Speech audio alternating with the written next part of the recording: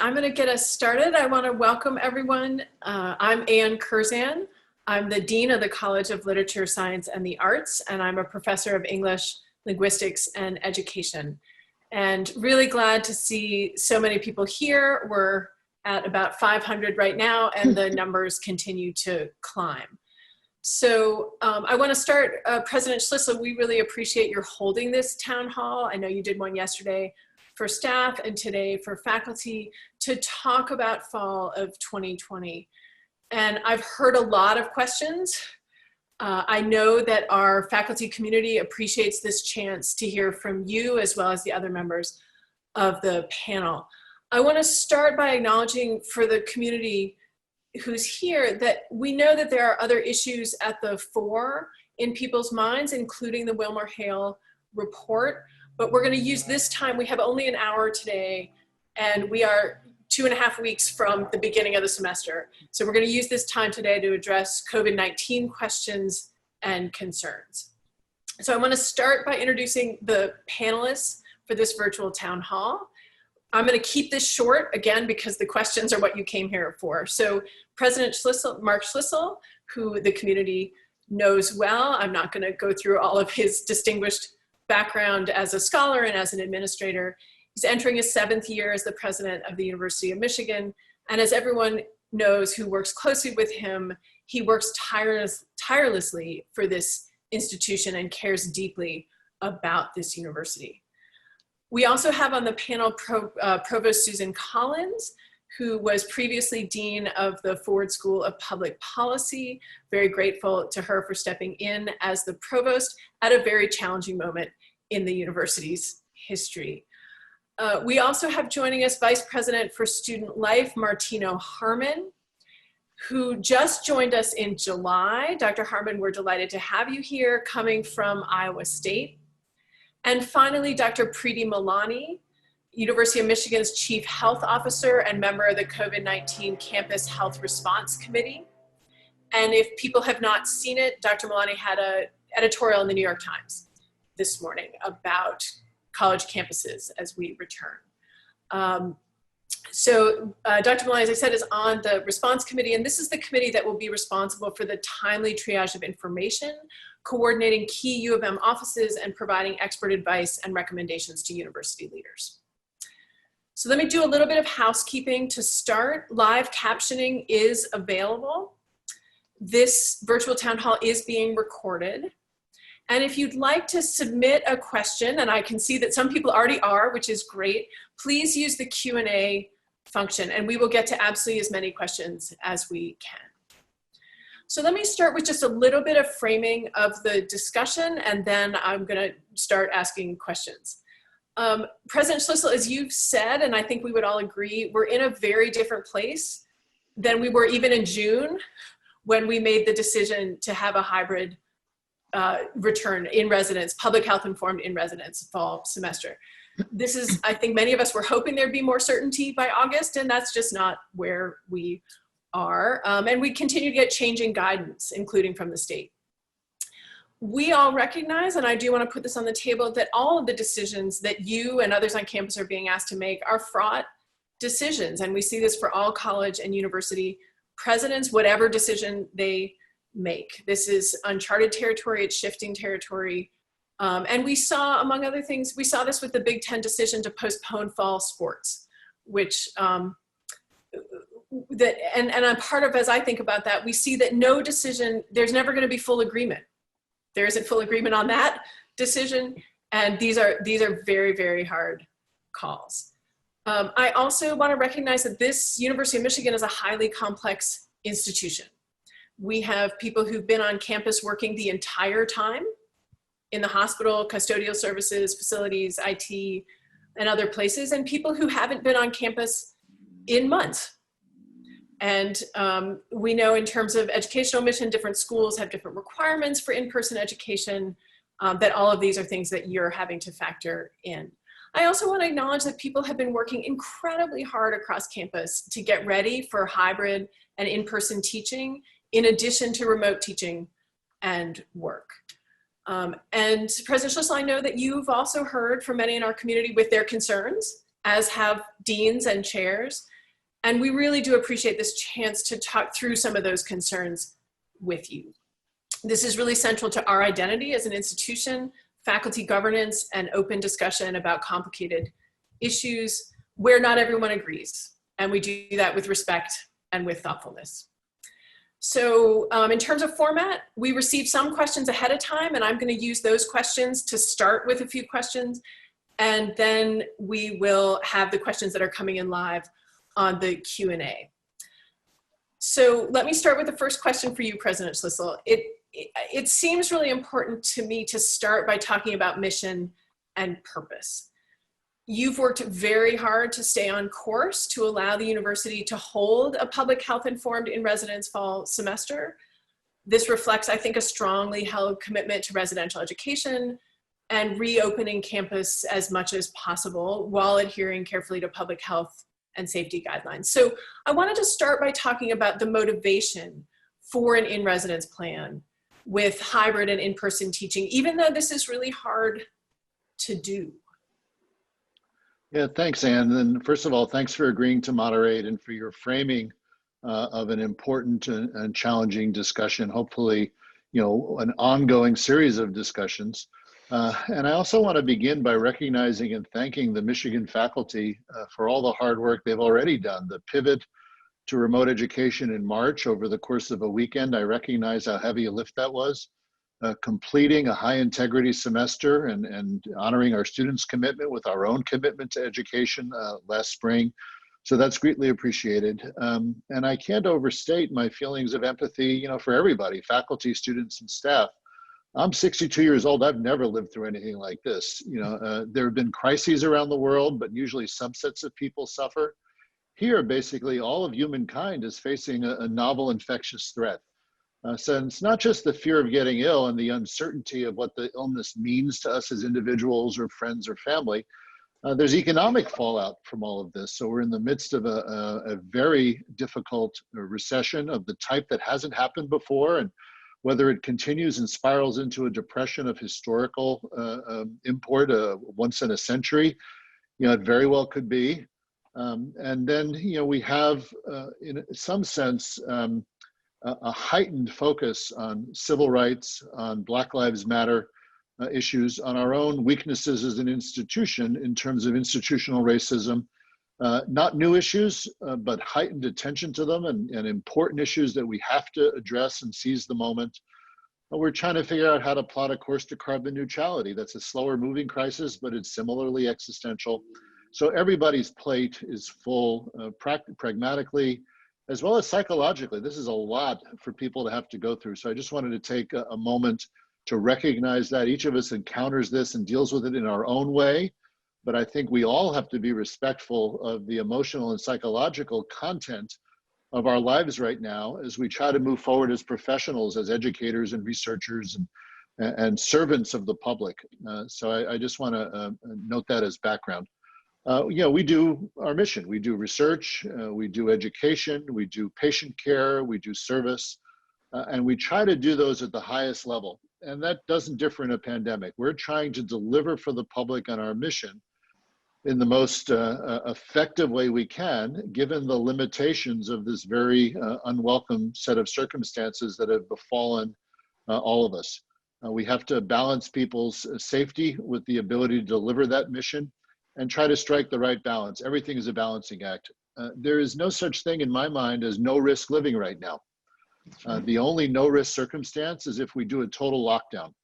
Our society did a partial lockdown, and you can see the consequences of that. We're teetering on the brink of an economic depression.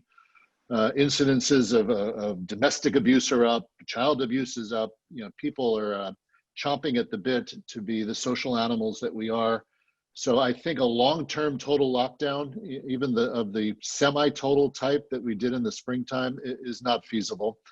The pandemic is going to be with us, and I don't think any scholars in this area will disagree, for at least the coming year. Even if there's a vaccine by late year, early new year, the logistics of delivering 300 million people 2 doses of a vaccine in a country that isn't known for its logistical capacity, as we're proving right now, It ain't going to happen. So it's going to be a while, and we have to look forward for a year. And we have, students who turn to us for their education, for their social and psychological maturation. They're not in suspended animation. If they're not here taking class, they're somewhere else doing something else. We have our research mission. We're doing a ton of research on COVID-19 relevant topics, but the full breadth of our research machinery, as you know, is unrivaled in the nation, and that output's really important. The health system's caring for thousands of patients every single day. That's important. So we have to find a way to exist or coexist as safely as possible with this pandemic as we deliver as much of our mission as we can. In terms of our educational mission, there are certainly courses that can be delivered with a great effectiveness online. And there are other types of instruction where it's extremely challenging. Lab courses, studio courses, music, arts instructions. There are things that are just very difficult. I won't say impossible because creativity and innovation is all around us, but there are parts of our curriculum that we either don't deliver or we deliver in person to deliver it with integrity. So what we're trying to do is strike a balance of keeping public health principles in mind, keeping the density on campus low, not having large classes meet in person, wearing masks, encouraging hand washing, judiciously using testing, a topic we'll come back to, I'm sure, a layered approach to try to end up with our faculty, students, and staff experiencing a similar level of risk with this public health informed hybrid semester as they would if we were fully remote. If we were fully remote, we'd still have thousands of students in Ann Arbor. This is where many of them live. Our graduate and professional students, many of them are year-round students. Students told us through surveys that whether we're fully remote or not, they're going to be back in Ann Arbor as opposed to living with mom and dad. So we all go to the many of us go to the supermarket. I go to Main Street and I see the tables out on the roadway and people are going out to dinner. They're behaving, they're wearing masks, but they're accepting risk. You basically sort of have to strike that balance. So what the leadership of the university, in very close collaboration with our public health and medical experts, is trying to do is develop a layered set of interventions that help us deliver the portions of the curriculum that can best be done in person, while at the same time promoting as much health and safety for all the members of our community as possible. To keep us viable as an institution. There are people whose jobs wouldn't exist if there weren't students, and I'm very sensitive to that in a very difficult economy.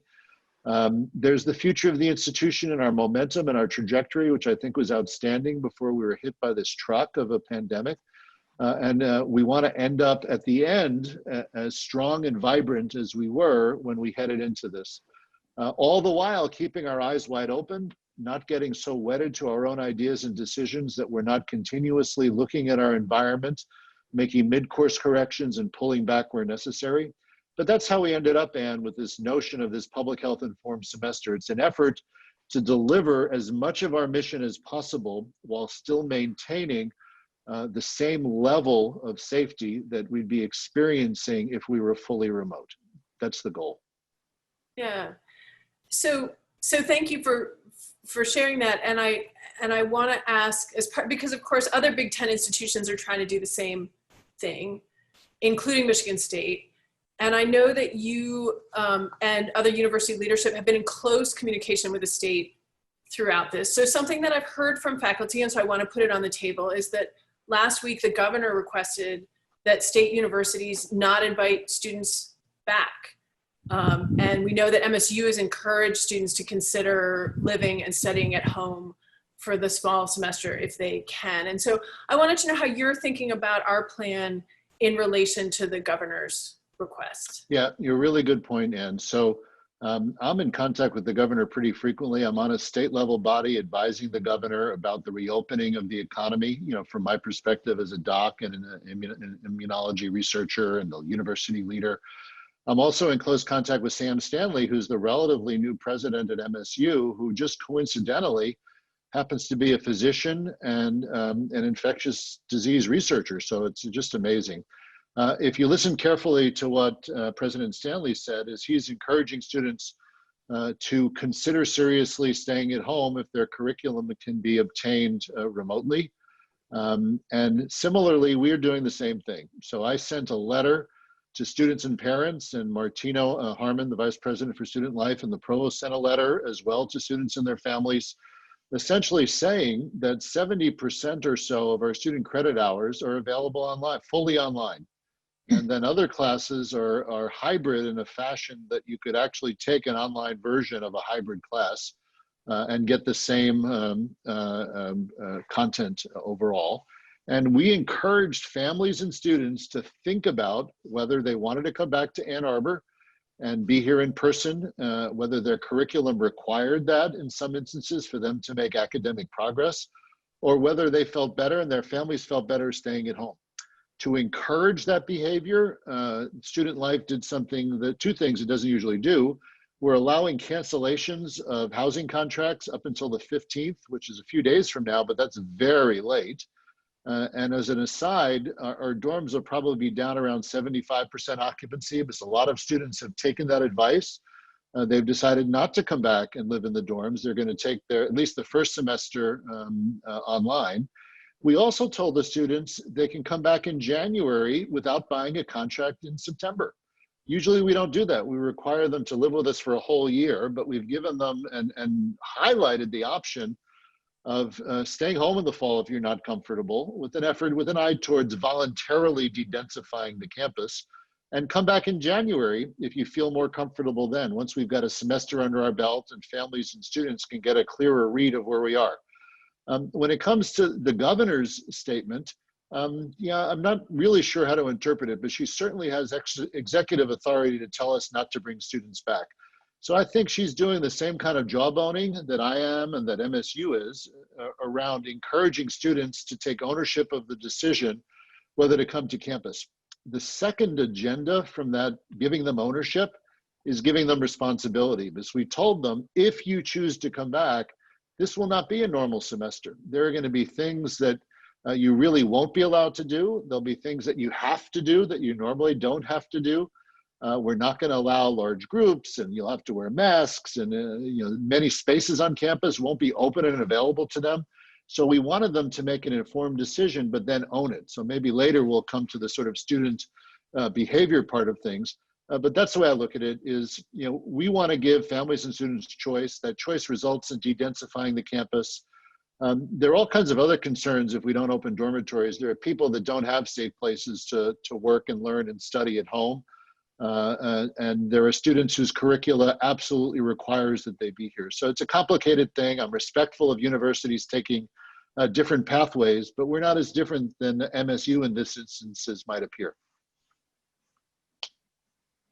So thank you, that's helpful, because I know people have been trying to make sense of, as they're hearing different information from different sources. So, and again, I feel like one of my responsibilities as a moderator is to try to give voice to the things that I'm hearing and that you're hearing. And so with this question, I'm going to turn to the second open letter, which was signed by many U of M faculty and graduate students, which I know you've also seen, but I realize not everyone in the audience may have seen it.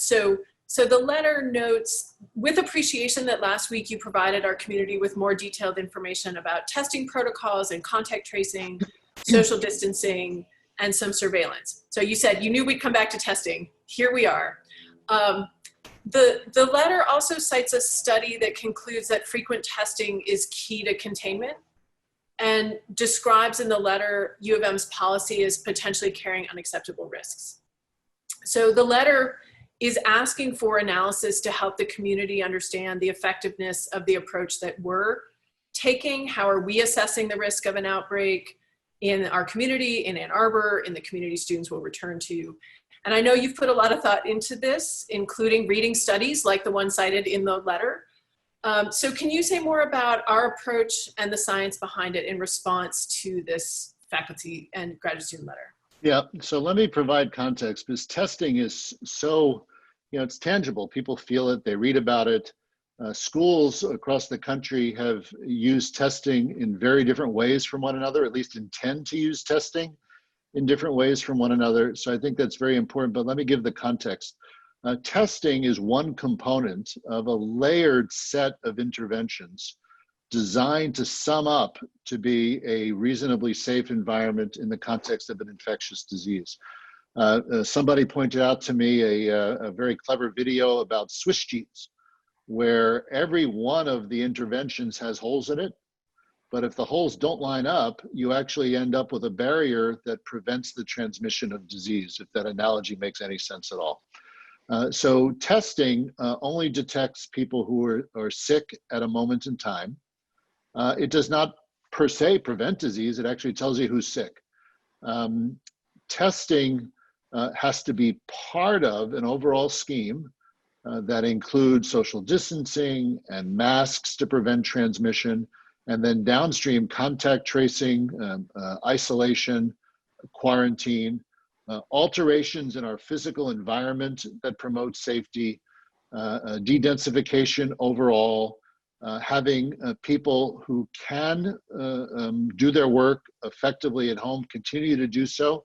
And I'll come back to that point a bit later, because there are subtleties involved in whether you can do your work at home and whether that satisfies the needs of the students themselves. But the testing is a part of a multi-layered approach.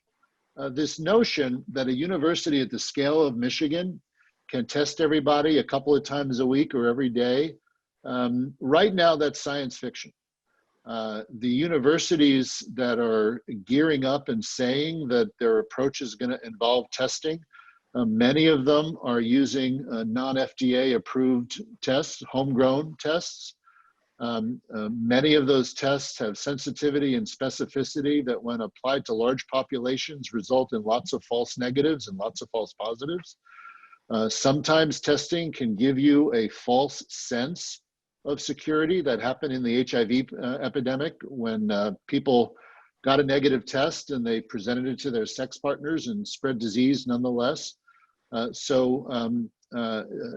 Testing is challenging at the scale you're talking about. To give you some context, I had my colleagues look up some numbers.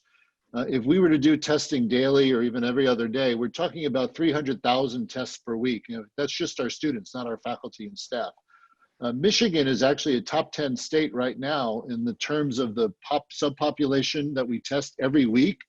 But in total, Michigan right now is testing about 175,000 people per week. So we would greatly exceed the total testing capacity of our 10 million person state if we were to try to test as exhaustively as is recommended. Actually, some campuses have already piloted this. San Diego, UC San Diego piloted this over the summer quarter, and they had to stop because their supply chain broke. They couldn't get the reagents they needed. And maybe not surprisingly, their students stopped showing up. They were tired of getting tested every other day, and there was no way to force thousands and thousands of students to show up for testing. So right now, given our capacities to test, the reliability of the test involved, I don't want to have our tests take capacity away from our health system testing people who are sick, who need diagnoses.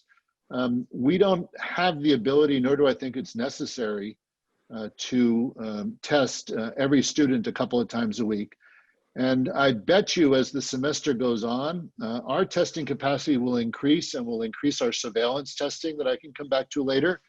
But I also think you'll find out that other campuses who claim to be able to do this actually won't be able to pull it off. Even the information load of tens of thousands of tests several times a week, and the necessity to give feedback to people tested, deal with false positives, it's a very difficult thing. I'm friends and colleagues with the folks in Illinois that have an ambition of testing a couple of times a week. They say they're going to have a capacity of 10,000 a day. The most they've ever done is a couple of thousand total. So it's challenging. The paper you referred to dealt with a much smaller population of students. It modeled a town that had a higher background level of COVID-19. We're doing actually pretty darn well in Ann Arbor and in Washtenaw County in terms of the incidence of the disease. So it's a reasonable thing to consider. Testing is part of keeping the community safe, but It's not an essential part, and we don't have the capacity, and I'm not even sure I would do it if somebody plopped all those tests on my desk. So that's, I think it's very helpful to get more information on testing. And we had a question come up in the live Q&A about whether at some point you would be expanding tests beyond symptomatic individuals. And yeah, that's a really important point, Ann. So part of our plan is to do what's called surveillance testing. And what surveillance testing tries to do is use sampling to figure out the frequency of asymptomatic disease in our community. So we can test a certain number of thousand people per week. We're discussing and modeling what the right way is to deploy that surveillance. We can deploy it randomly across the student body. We can deploy it focused on our dormitories. We can include faculty or staff workers who have high exposures to students, but we're designing the right way to use surveillance. And as testing becomes more readily accessible, we can increase the amount of surveillance we do. Since we're in a low incidence area, we could actually do pooling of samples where you put 20 samples together. And if that pool is negative, then all those people test negative. If the pool is positive, then you could tunnel down into it and figure out who's possible in it. So we are doing testing of asymptomatic people. The other thing I want the community to know is you can get testing done on demand and probably for free. We're trying to nail this down now, but CVS is using money from the state of Michigan to provide free testing for symptomatic people. And they also say for people that have work that leads to exposures. And I would consider work at a university leading to potential exposures. So we'll get that information to the faculty. If people want testing to be reassured that they don't have the illness themselves, that might be available and free in the coming weeks. So thank you. And I know we're getting a lot of questions in, so I'm going to try to keep this moving. I may come back, President Schlissel, to this question of how we're assessing risk of an outbreak, because I think that's something people want to hear about. But let me just put that on hold for a moment so we can hit a couple other things that we're hearing a lot about. The enforcement of safety protocols. And Provost Collins, I think you may want to come in here as well. So one of the questions that we're hearing a lot about is how do we handle non-compliance, for example, with the face covering policy in outdoor spaces as well as indoor spaces. Faculty are thinking about classrooms, staff are thinking about their offices, everybody's thinking about the diag as we walk across it and see people without face coverings on. So could both of you talk about this piece for us?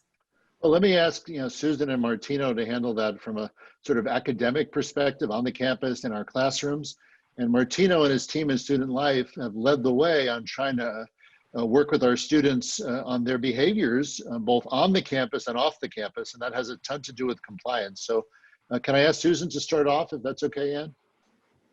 Absolutely, and I'm delighted to be here with everybody this afternoon and to respond to questions. And let me just jump right in. This is a really important issue, and it's something that a lot of care and thought has gone into, and we'll have to continue figuring out what the best ways are to address it.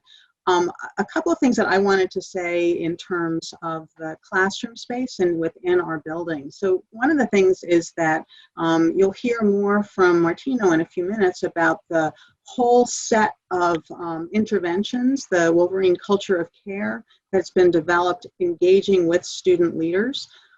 We have also worked with faculty, deans, SACUA to develop some syllabus language, which if you haven't already seen it, will be going out to the faculty, the instructors in all of the schools and colleges very shortly.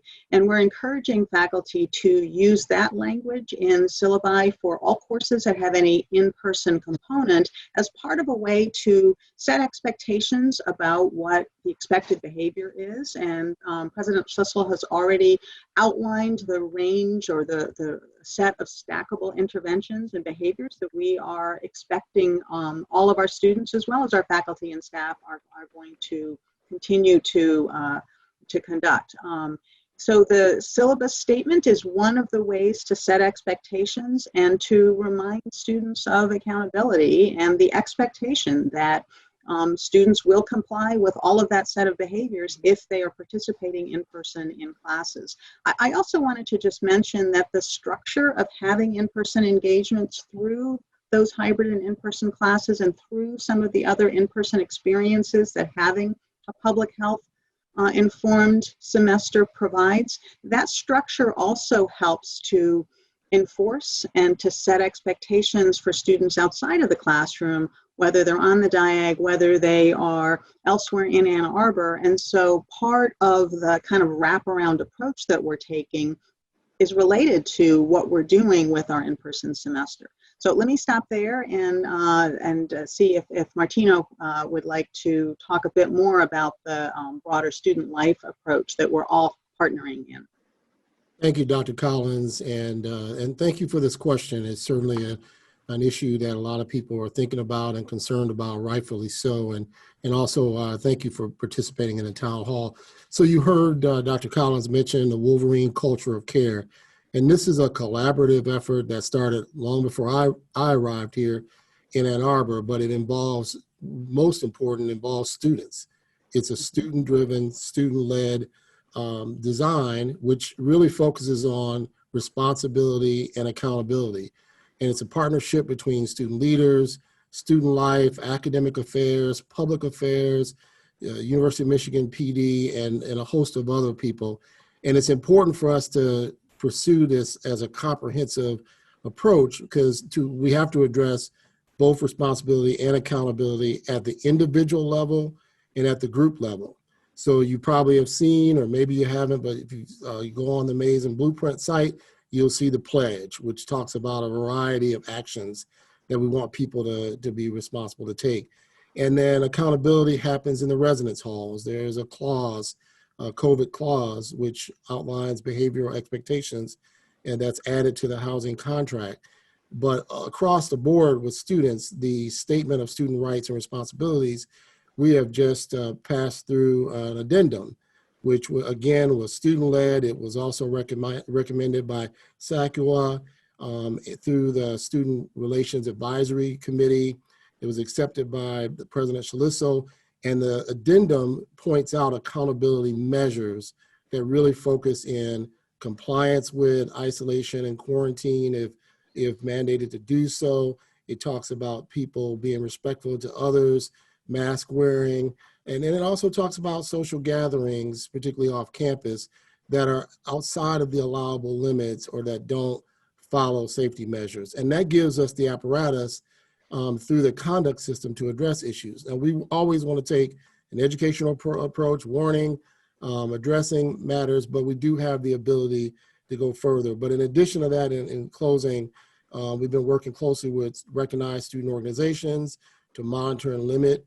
We've been working with the fraternity and sorority community. They have actually will not approve any major events that are sanctioned events. They will not approve them for the fall semester. The University of Michigan Police, in partnership with Ann Arbor, the city, the county, and we are launching, in the process of launching, an ambassador program. We already have student ambassadors, but we're looking for faculty and staff volunteers that can really help remind students of safety behaviors. So ultimately, students want to be here. They want a residential experience, and the bottom line is if they aren't being safe, then they'll lose that opportunity. And that's the main motivator for students. So, and I appreciate that you all have been working closely with students. I want to make sure a piece of this, I think, for faculty in particular who are here is the classroom piece. And I will say, so Provost Collins, you mentioned the syllabus statement. For the folks here who are in LSA, and I know I speak for other deans here as well, I mean, this afternoon we'll be sending out that statement, but also protocols for if in a classroom situation, a student is not wearing a mask, how do you go, what are the steps to go through so that faculty feel like we have their back as they manage a situation like that. For staff, we'll be providing that kind of guidance as well.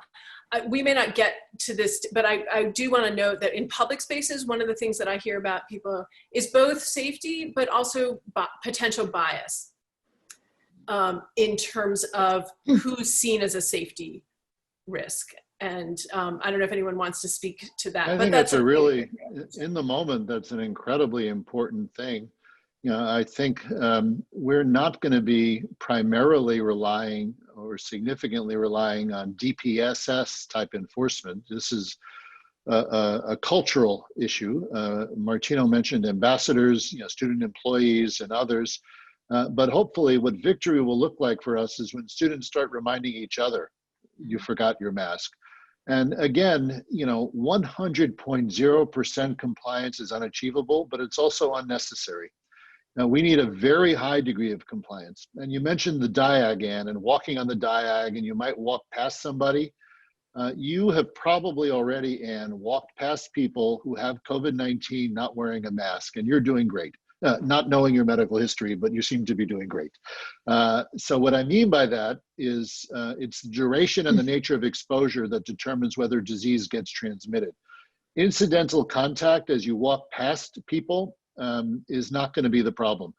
The problem would be groups of people hanging out together in close proximity, not wearing masks. And that's where we would have to find ways to intervene, and hopefully initially with a reminder, and then, as Martino said, education, and then we ratchet up. Preeti, you have is it a son, Preeti, that you have on campus as a student? So from a infectious disease, you know, doctor's perspective and a parent's perspective, you know, how do you think about student behavior on campus and across the diag, for example? Yeah, you know, thank you. I do wear that mom hat a lot, and you know, it's funny, I'm hearing from faculty, I hear from community members, I hear from parents. You know who I don't hear from? Are students, because they want to be here and they want to do the right thing. And I think it's up to us to sort of help them elevate themselves to that with good guidance. The mask wearing is becoming something that they do. I get a lot of emails about, well, there are 5 people playing beer pong in front of a house. Well, they probably all live together. And we need to understand that people do need to gather in small groups, outdoors. They live with them already. They're not going to necessarily put masks on the porch, but the message, and Rob Ernst is also a Michigan parent, and I think that, you know, he and I talk about this a lot, is give these students a chance to step up. They're doing the right things. Give them guidance. If they're walking by themselves or running, they don't need a mask, but we want to set the expectation that if you're out and about outside your room, you have a mask either with you or on. And it's becoming just part of what they do. It's a little weird. It's a little weird for me even, but we're getting used to it. And it's going to be, it actually is going to get to the point where it looks weird if you don't wear a mask. Well, I would guess many of us are experiencing this when you watch, well, so I watch Netflix and other things, and I'll find myself watching a movie or something, and I think, they're so close together. How are they so close together? No one's wearing a mask. You realize you do become accustomed to this in sort of in a striking way. So I want to follow up here we've gotten some questions about contact tracing and how that's going to work. So Dr. Malani or President Schlissel, I don't know who wants to take that, but can we talk a little bit about that? Yeah, Preeti's been directly involved with the committee designing the contact tracing. So why don't you take it, Preeti, and I'll fill in on the back end. Yeah, so thank you. And contact tracing is, of course, essential to containment. And this is something that the final approach is being rolled out, and we'll have some more details, but we're going to be asking people to basically opt in. And this is going to be especially important with the students in terms of understanding who they've been around and understanding what a close contact is. And that, again, it isn't that you walked past someone in the diag who was later diagnosed with COVID. It's 15 minutes close contact within 6 feet. Again, if people are masking, even if you have close contact, it doesn't mean you're at risk, but we're working very closely with our environmental health services. So our EHS folks, and then Emily Martin, who all of you know, many of you know, the School of Public Health is working with the state on this, and we're likely going to be working with the state as sort of a pilot to understand how to do this at a bigger scale. But right now, the final details are coming forth. But basically, if you end up, the idea will be if you opt in to this, and we're going to encourage everyone to opt in, but we don't want to force people to feel like they have to be part of this, but especially the students explaining the rationale, and that if they end up with an exposure, they will get a message that says, you know, you were a close contact with somebody. And the idea would be then you'll get guidance and testing instructions. And You know, I think where this comes up on college campuses, it's a little different now. Again, if you don't have all these big gatherings, and this gets at making good decisions, which is something we talk about in our house with, you know, young adults at home, making good decisions about what you do and how you do it. And I mean, if you end up in a big party where you don't even know who's around you, it's going to be a little bit hard to contact trace. This has come up a little bit in athletics, where there have been a few cases, and we've done a really good job, I think, with contact tracing and quarantining. And you know what? We didn't have any secondary cases. Not to say it can't happen and it won't happen, but we've been doing this. You know, it's not like August 31st is somehow the beginning of time. We've been doing this since March. And when I say we, it's really Rob Ernst, Lindsay Mortensen, and their team. They've been doing an amazing job of taking care of kids, some of them who have gotten pretty sick, and then also doing the contact tracing aspects. And we are working hand in hand with the local health departments, the Washington County Health Department. We're like on speed dial with Juan and Marquez and others there. And the university actually is deputized to do this contact tracing. It's going to be part of the School of Public Health. We're going to have a number of people helping with this. And so, you know, it's nice to think that it's going to be part of the curriculum for some number of our health sciences schools.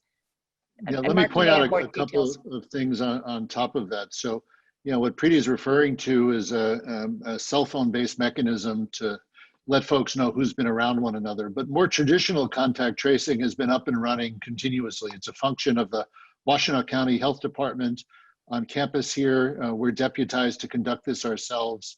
We're putting together a core initially of 75 contact tracers students from our School of Public Health and perhaps nursing, who are going to be trained and then supervised by professional contact tracers. Every case will be interviewed, isolated. We'll make every effort to contact the people that they claim they were that they know they were contacted with, very traditional stuff.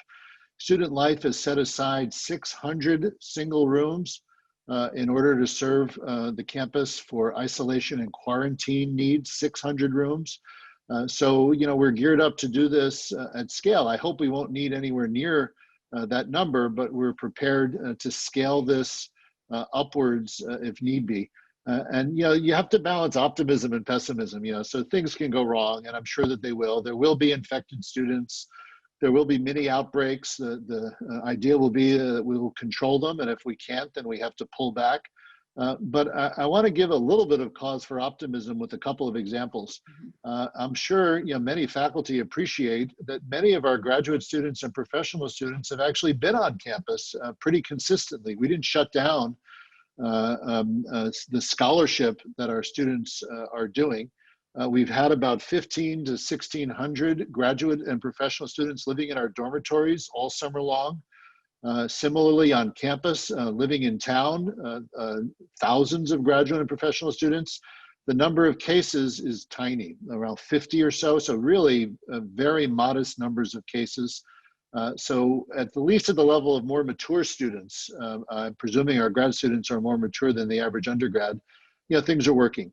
You also know that we were able to reactivate our labs relatively early in the reactivation of the economy. They're all fully up and running now. We've eased back on some of the entry requirements, although everyone's still asked to do a personal health screen every day. Everyone's wearing masks. We're at 50% density in our building, so it's not normal, but people are getting their work done. We average about 7,000 people a day in our research labs. And as of yesterday, we had 4 cases amongst these 7,000 people coming every day, and no evidence of spread inside of our building. So 4 community-acquired cases. Now, again, different population than our students, but you know, there are reasons to believe that the precautions we're taking work, the testing and case tracking works. And we really do want to give a shot at allowing our students to be optimally educated in the setting of the caution of the pandemic.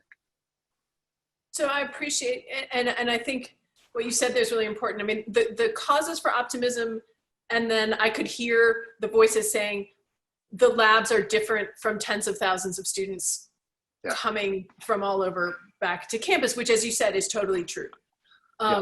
So here's a question that came in ahead of time, and I want to make sure we ask. We've got at least 3, so we'll try to keep this moving. We've got about 12 minutes.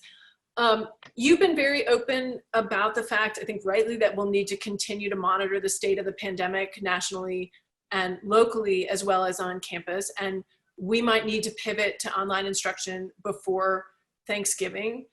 How will you determine if we need to do this? Is there a specific threshold? I know a lot of people in our community really want to know this. Yep, very interesting, really important question. We can't proceed without some concept of what would cause us to pull back. So what we're looking at is the incidence of new cases on our campus, the spread laterally of those new cases. In other words, whether they're little cases that pop up in different pockets or whether there are clusters of cases, what the rate of increase is in positive cases, what the rate of positivity is in our surveillance studies where we do random sampling to assess, are they going up? What's going on in Ann Arbor as a city and Washtenaw County and our state and region? So every single day we get data from health departments and from the state about how many tests were administered, what percentage of the tests are positive, how many new cases there are per million persons on a 7-day rolling average. So we're following a whole basket of incidence and prevalence kind of metrics in the region and on the campus. We're also tracking our own capacity to do case tracking. So if there are too many cases happening at one time and we can't follow them up, that's a reason to pull back. We're looking at our quarantine and isolation capacity. If we come close to exceeding the 600 rooms we've set aside, that's a reason to pull back. We're looking at what's going on in our health system. You know, few universities have the advantage of one of the top 5 or 6 health systems in the country, walking distance from our classrooms. Michigan Medicine has a 1,000-bed hospital. At the peak of the pandemic, they had about 250 COVID patients at a time. Right now, they're down to between 8 and 12. So they've got plenty of capacity. So we're looking at this whole set of metrics. What we're going to do in the coming days is pop up a public-facing dashboard that everyone can look at. That'll be updated weekly. That'll have many of those numbers that I just mentioned. You know, how many cases are we having on campus? What the rate of positive testing is, what our total testing numbers are, what our surveillance is showing, what's happening in the county, what's happening on all 3 of our, in Dearborn and Flint, as well as Ann Arbor, and in the state of Michigan, et cetera. So all those things together, the community will be able to see, and we'll be watching that plus many other metrics. So there's no one number, Ann, that we can use. It's a set of numbers. And we're relying heavily on our really high caliber epidemiology colleagues. And we also are they're developing a model, a computational model of what things look like now, what they're projected to look like in the future, and then how different interventions may change the progress of the disease. So all those things will be used as we make decisions to keep people safe. So, well, you anticipated one of the questions. The follow-up question that had just popped up in real time was, will there be a public dashboard so that our community can see some of this? I mean, it's one of the joys of being here. We're in a community of people who are like, give us the data. To be honest, the dashboard could have been up already, but one of our faults as an academic community is everybody keeps thinking of ways to make it better. And every time you want to make it better, you delay it by a day or two. So it'll be up in the coming days, and people will see. You know, we're very fortunate right now, and I really have to commend all of us in the state of Michigan. We've done a very good job with the pandemic. You know, not we meaning the university, but the state as a whole. People are not thrilled with the governor telling them what to do, but it's really worked. We've got a relatively low incidence of the disease. We've got testing ramped up to a pretty high level. We've got good contact tracing around the state. We've had blips, and they're coming back under control now. So we know how to fight this thing. We've just got to do it. So I want to, in a minute, I want to turn to local schools and caregiving, because this is very much on people's mind. But just quickly, President Schlissel, and I don't, if you could do this in like a minute, I want to circle back, as we've been talking about data and risk assessment, to that open letter and the question of how we've been assessing risk to come to the approach that we're coming to. And if you could speak briefly to that. Yeah, I don't have an answer that's going to be quantitatively satisfactory to people, because this is a novel circumstance, at least in the experience of people living in the United States. You know, the closest analogy was the 1919 flu pandemic. So we're testing this by relying on our own experts and outside experts. We're gathering comparative information for how other universities that are similar are approaching this. As I said, we have dashboards full of things we're measuring. We have the accumulated experience of our research labs and of our graduate and professional students who are on campus. And we're committed to continuously modifying our approach as we actually implement things and learn by implementation and moving forward. Okay, thank you. I wanted to just make I'm sure not to good circle at back to keeping that. things to. I'm not good at keeping things to a minute. People have called me relentlessly didactic in the past. So, well, let's turn to K through 12. So this has come in through the Q&A. We know that Ann Arbor Public Schools and other local K through 12 school districts are starting the school virtually, which presents, as we know, a tremendous challenge for the thousands. I mean, we have thousands of working parents who are U of M students, staff, and faculty. So can you share, and this may be a few of your thoughts on how the university can support and help those members of our community and those who have other caregiving responsibilities? Susan, do you want to start out on that? You know, from a faculty, this came up yesterday in the town hall for staff, but I think from faculty and our students who are parents, you know, I know you and your team and the graduate dean have paid a lot of attention to this as well. Yeah, so let me start on this, and I will start by saying it is a huge issue, not just for the University of Michigan, but for our country. It is putting many, many people in a really challenging situation, and we totally get that. And we are exploring the wide range of ways that we might be helpful, but it's not a problem where there's a clear silver bullet that is going to solve it. And so some of the kinds of things that are underway are exploring the set of ways that the university has traditionally provided childcare and other types of supports for parents, whether they're students, faculty, staff, and seeing what things we might be able to expand. And of course, each of these is going to help some, but we understand is not going to solve this entire problem, which is a really big one.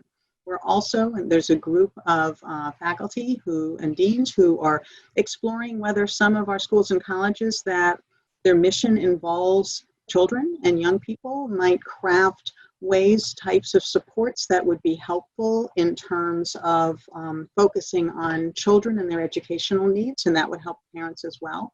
And then we also have other groups that are trying to think creatively about other types of solutions as well. So this is very much a work in progress.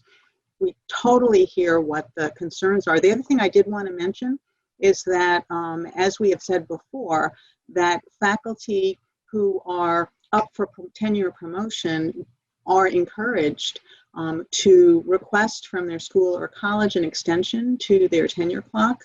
There are very good reasons for that, and I, as provost and the deans, have encouraged to make that process as easy as possible and to really reflect the very real needs that our parents have at the moment. So let me stop there, but again, just to reiterate that this is really a big issue and there are no simple solutions to it.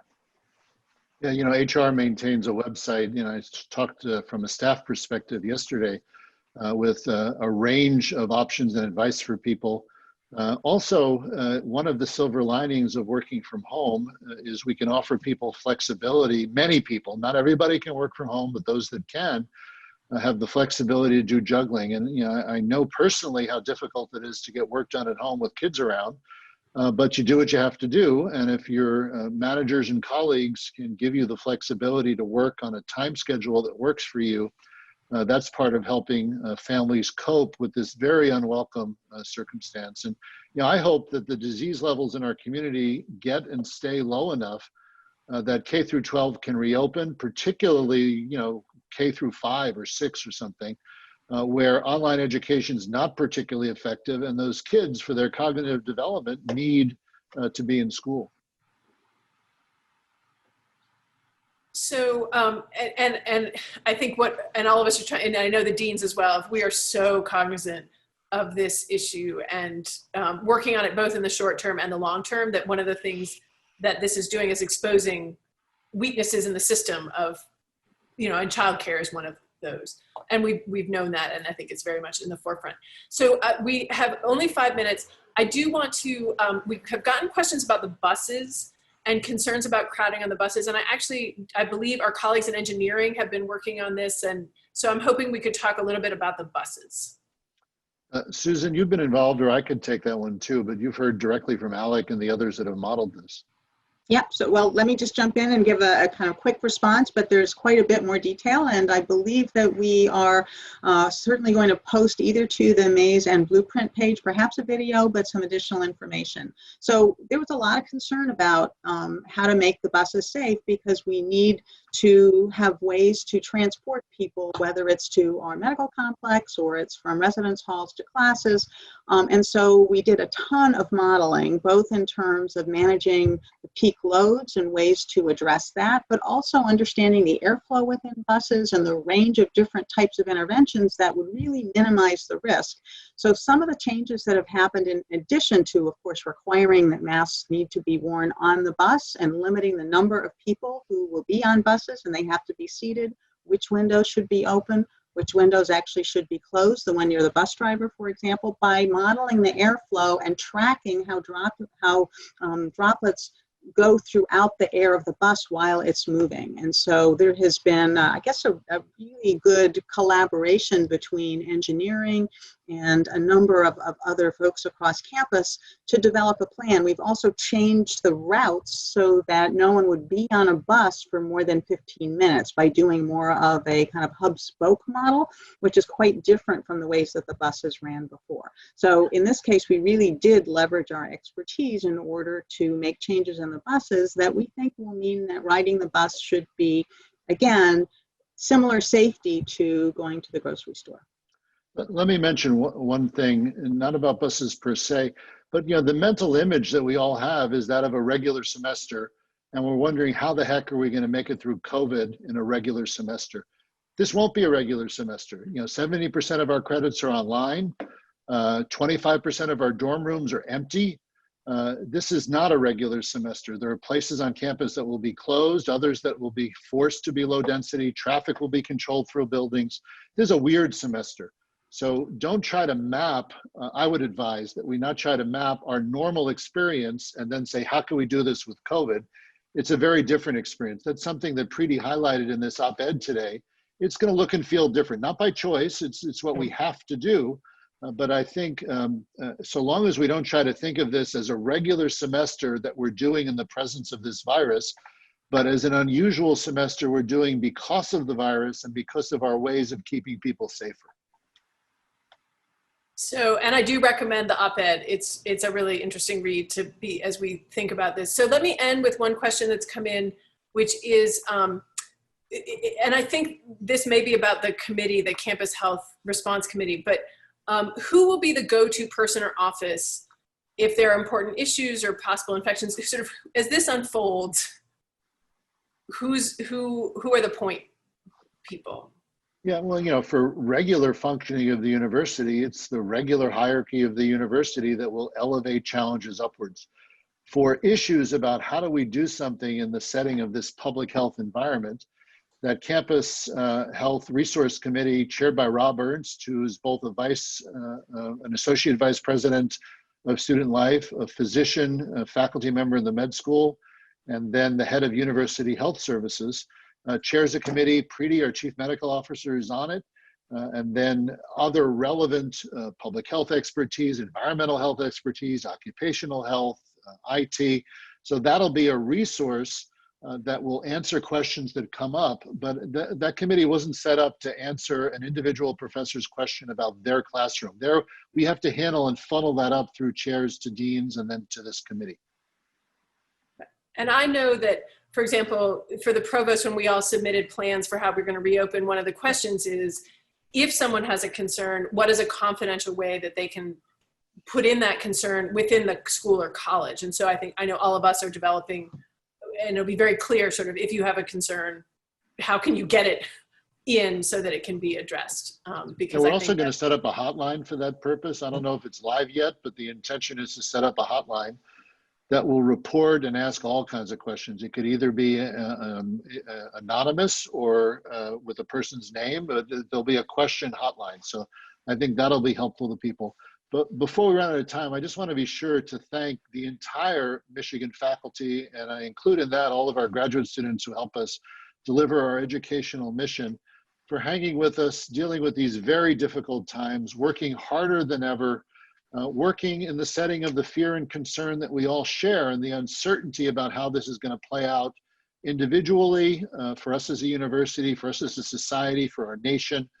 So it's a complicated and fraught time, but my hearts are with everybody, and my gratitude for what really hopefully will turn out to be our finest hour in service of our mission is endless. So thank you. Well, and I want to thank you and the rest of the panelists for doing this virtual town hall. I want to thank we've had at various points over 700 people here with us. But President Schlissel, you'd said, you know, I got to ask the questions as they were coming in, the questions that faculty had on their mind, and appreciate your willingness to engage as those questions come in. They're hard questions. This is a moment that it's a challenging moment that we're all trying to navigate together and with a focus on mission. So thank you all. Thanks to everyone who has been participating with us, and more information to follow in the days and weeks that come. So I hope everyone has a good everybody. rest of the day. Take care. Be well. Thank you. Bye. Thanks for your help, Ann.